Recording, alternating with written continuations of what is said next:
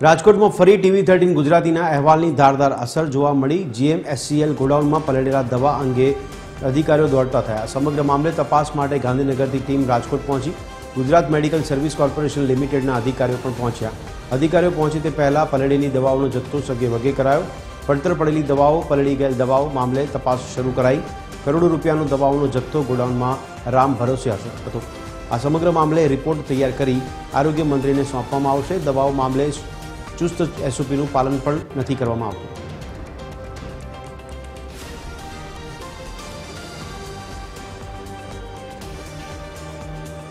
કારણ કે આપણી ઇમરજન્સી મેડિસિન છે બધી, અને અત્યારની જે પ્રમાણે ચોમાસાની આ પછી સિઝન ચાલી રહી છે એ પ્રમાણે આપણે ગોડાઉન ક્યારેક 24 કલાક પણ ચાલુ રાખતા હોય છે, ક્યારેક જે પણ આપણું હોય, કારણ કે અવેલેબિલિટી આપણી દરેક સંસ્થાઓમાં પહોંચે પ્રાયોરિટી હોય છે।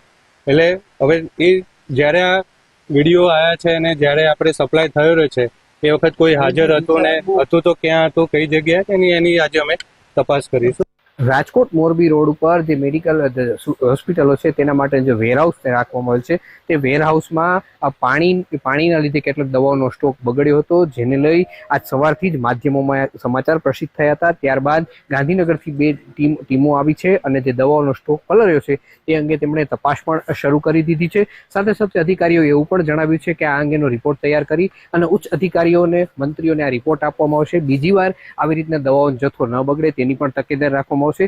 આજે હોસ્પિટલો દ્વારા જે દવાઓ મંગાવવામાં આવે તે દવાઓ પૂરતા પ્રમાણમાં તે લોકોને મળી રહે તેની પણ વ્યવસ્થા કરવામાં આવશે।